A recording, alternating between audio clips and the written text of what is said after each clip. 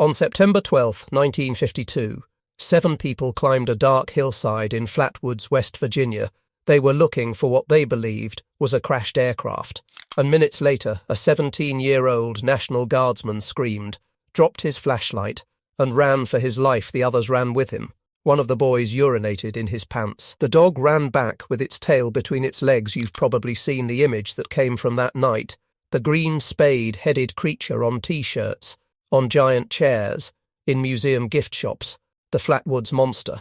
A quaint piece of 1950s Americana, but the story underneath that image is not quaint. It prompted a US Air Force investigation. It made national headlines. And 70 years later, the witnesses still stand by what they saw. While the official explanation says they were terrified by a meteor and a barn owl, both sides have evidence. Neither version fully explains that night. So what actually happened on that hillside? What did 7 people, including a mother and a trained guardsman, encounter in the dark? And why does the real story change completely when you discover that the man who made this case, famous the man who turned a local fright into national mythology, was hiding something that rewrites how we should understand everything? Keep those questions with you. We're going to walk through the encounter, the investigation, and the revelation that waits at the end. We're going to reconstruct the original encounter from the witnesses' own accounts, many given while the experience was still fresh. We're going to examine the recently rediscovered 1952 sketch, the one drawn from direct description, thought lost for decades. We're going to test the Air Force's meteor and owl explanation against what was actually described. And finally, we're going to uncover why the man who made this case famous may be the most important character in the entire story, someone whose role has been largely ignored, but who holds the key to understanding how a real experience became something else entirely. Let's begin with the world these 7 people inhabited. Imagine the evening of September 12, 1952. The sun is almost gone over Braxton County, West Virginia. Flatwoods is a village of fewer than 300 people, nestled in low Appalachian hills thick with timber. The Korean War is ongoing. 4 young men from this county have already died in it that year. Senator Joseph McCarthy has spent 2 years stoking fears of communist infiltration. The Soviet Union tested its first atomic bomb 3 years ago, and the anxiety of nuclear annihilation hangs over everything. In April of that year, Life magazine published a major article, "Have We Visitors from Space?" It asserted that flying saucers could be real, citing seemingly credible accounts from Air Force pilots. Millions of Americans read it. The US Air Force had formalized Project Blue Book that same year. A systematic investigation of UFO reports the cultural ground was primed. People were watching the sky, and they were afraid. On the lawn of Flatwoods Elementary School, 4 boys are playing football in the fading light. Edward May is 13. His brother Freddie is 14. Their friends Neil Nunley, also 14, and Tommy Heyer, 10, are with them. It is almost fully dark, around 7:15 p.m., when they see a bright light streak across the sky and appear to crash into a hillside on G. Bailey Fisher's farm. This is the setup, the normal situation. 4 boys playing in the autumn dusk. The anomaly, a fireball, a crash, the sudden conviction that something has landed. They run to the May brothers' home. Their mother, Kathleen May, is a local beautician. She listens. She calls on Eugene Lemon, a 17-year-old who was recently inducted into the West Virginia National Guard. She brings a flashlight. The group now numbers 7 people, plus Lemon's dog, Richie, and they set out for the hill. Keep this in mind. These are not random strangers. This is a mother, her sons, their friends, and a young man with military training. They are not primed for fantasy.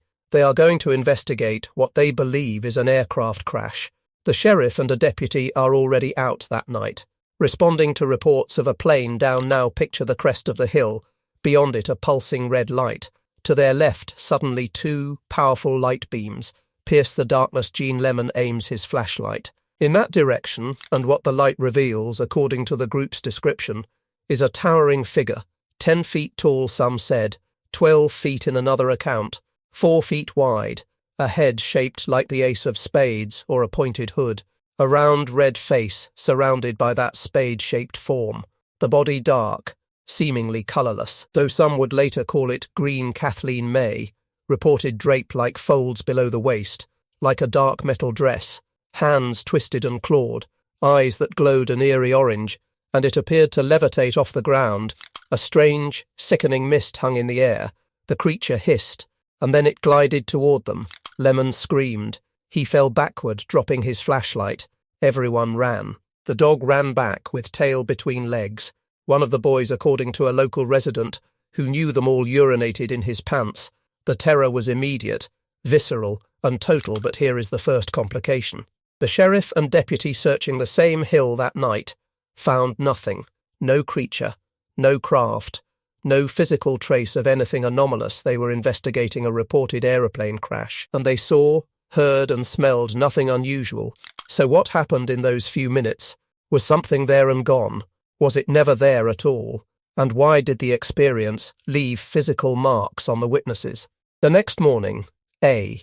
Lee Stewart Jr., co-publisher of the Braxton Democrat, went to the scene. He was not a UFO enthusiast. He was a local newspaper man, following a story his community was talking about, and he found something: skid marks in a roadside field, an odd gummy deposit, a pungent mist still lingering, an odour he described as almost metallic. Stewart searched the hill with a shotgun. He was shaken by what he found, or perhaps by what he didn't find, he later told reporters. Those people were the most scared people I've ever seen, and people don't make up that kind of story. That quickly, Stewart commissioned a sketch. He took Kathleen May's description to a New York sketch artist. The result is the image you probably know: the spade-headed figure, the draped body, the clawed hands. This drawing was thought lost for decades. It was recently rediscovered in Braxton County, archived now at the Flatwoods Monster Museum in Sutton. The story exploded. United Press wire service ran the headline: "The Thing, 10 feet tall, terrifies a party of 7." National press services rated it the 11th biggest story of 1952. A Pittsburgh newspaper sent a special reporter. Kathleen May and Gene Lemon reportedly went to New York to appear on CBS. The U.S. Air Force opened a Project Blue Book investigation. But notice what is happening here. The story is growing in the telling. The creature's height expands from 7 feet to 10 to 13 to 17 feet. Within 24 hours, state police, investigating the reports, noted this growth and laughed it off as hysteria. The physical traces Stewart found: the skid marks, the gummy deposit. The mist become embedded in the narrative as evidence of a crashed craft.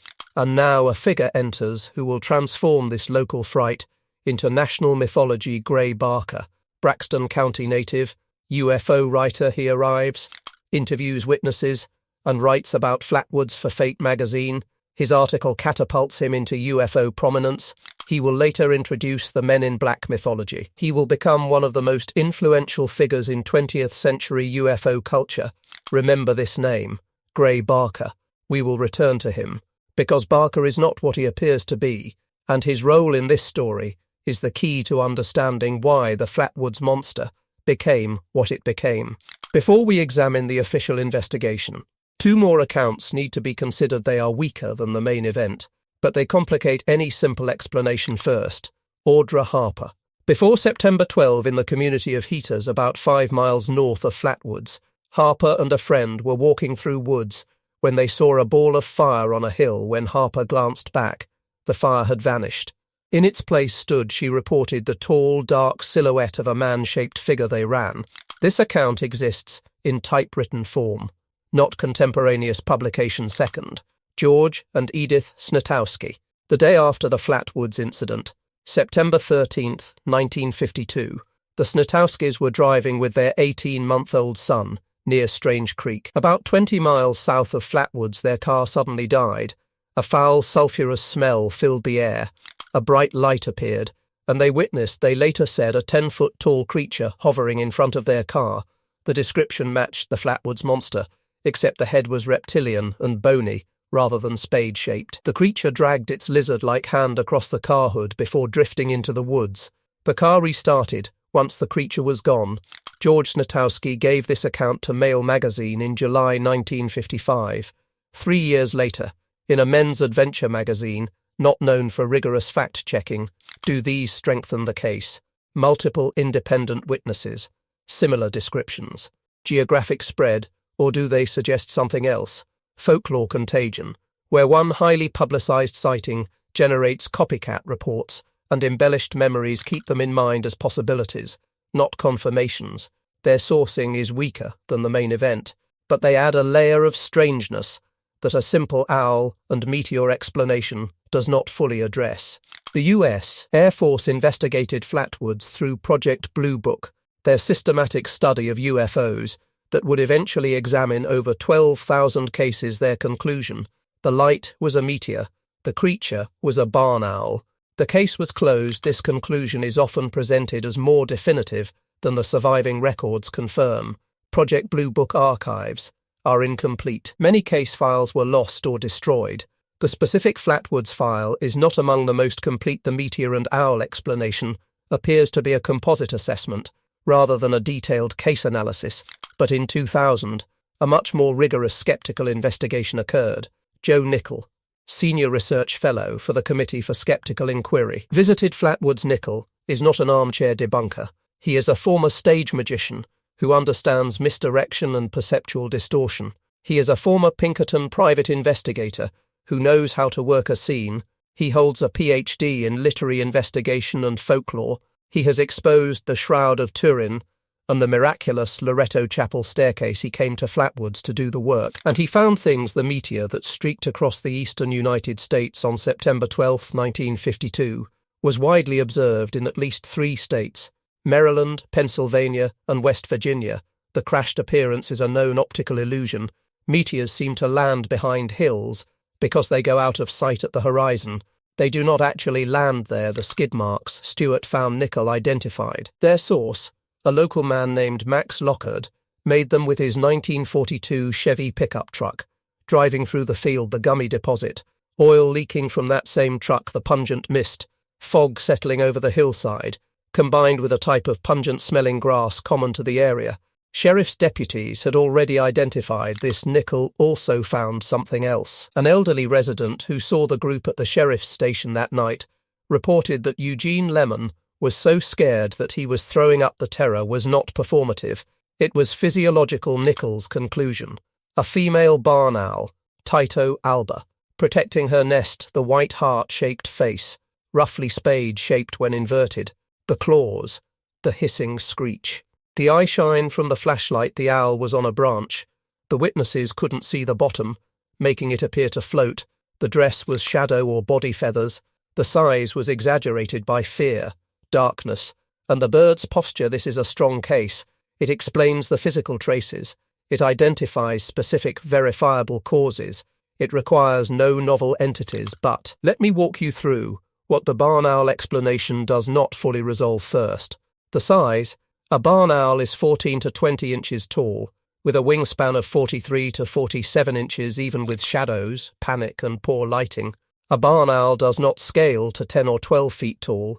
Nicholl's on a branch hypothesis is plausible, but not definitively confirmed. The reported width of 4 feet is even harder to reconcile. Second, the behavior.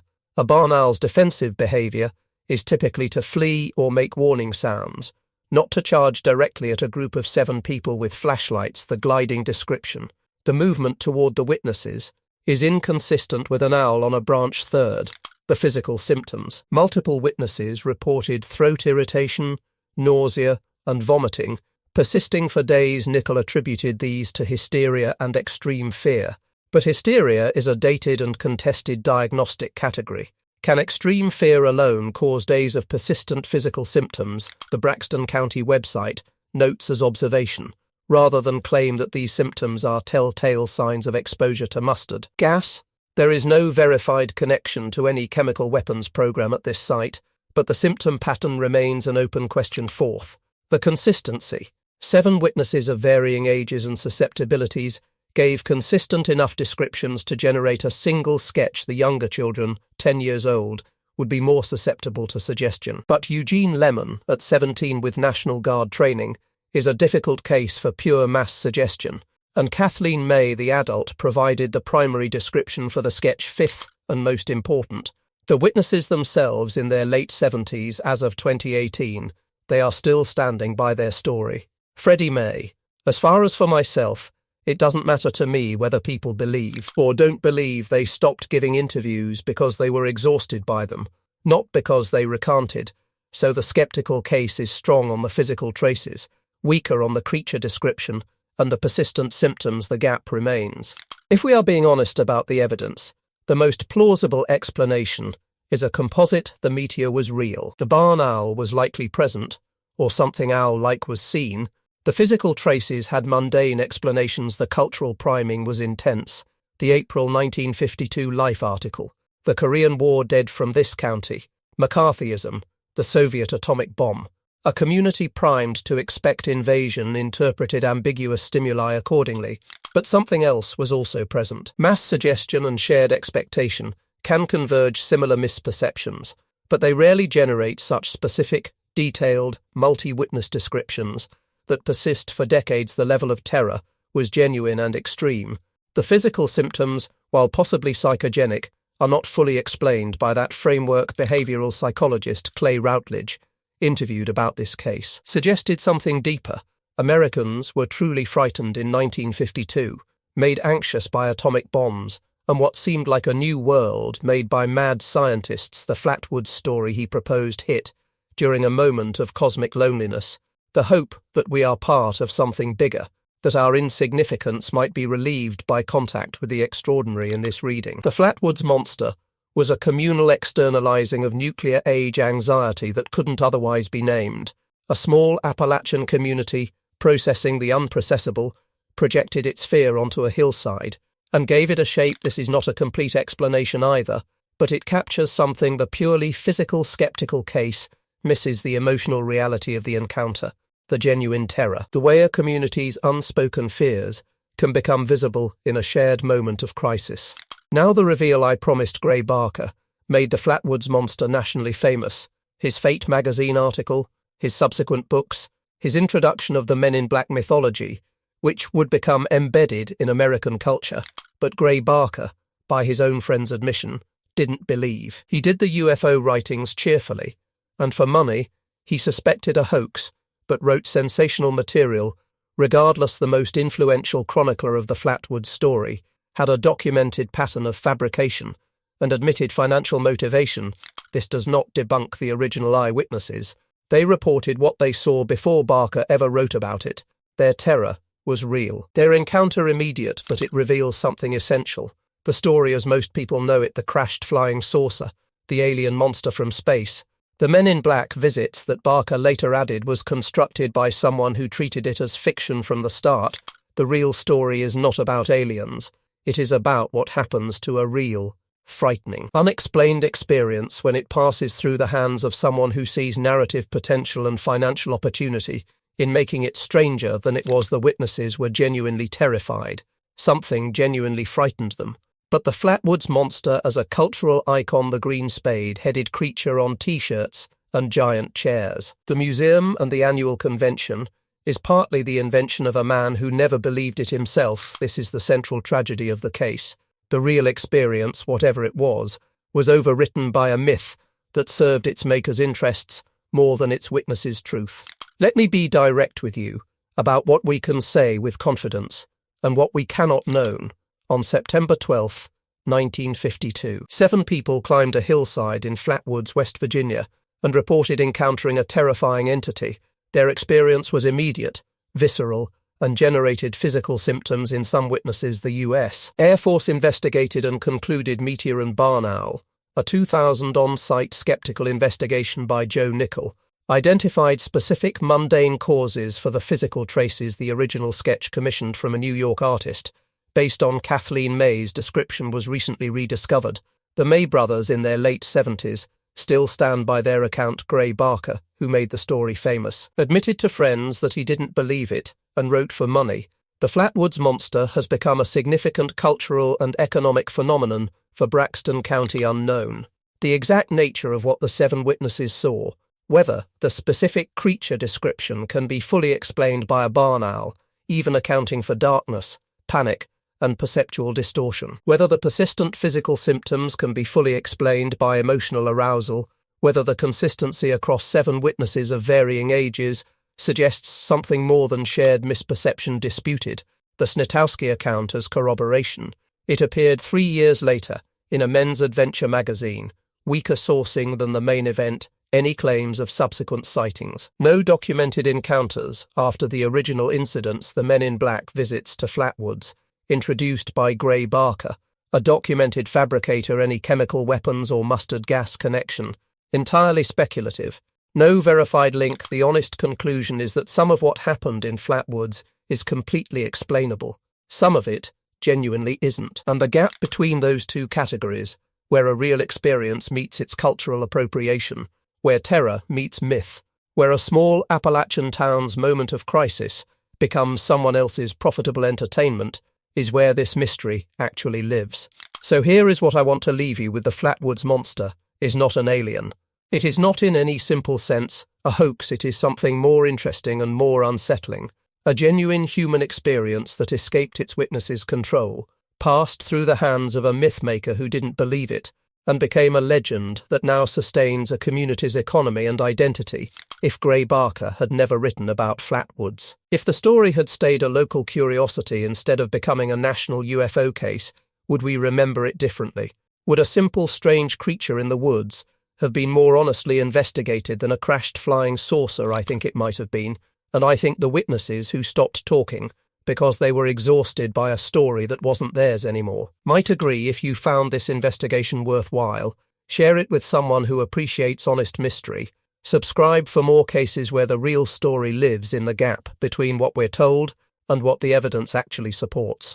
In 1966, 14 years after Flatwoods, another West Virginia community would report another strange creature, this one with wings, not a spade-shaped head, appearing not for one night, but for 13 months, until a bridge collapsed, and 46 people died. The Mothman and the Flatwoods Monster have never been officially connected, but they share something deeper than geography. They are both stories about Appalachian communities who saw something they couldn't explain, and watched as the rest of the country decided what their experience meant. Let's talk about the Bell Witch and the haunting that became an Appalachian legend.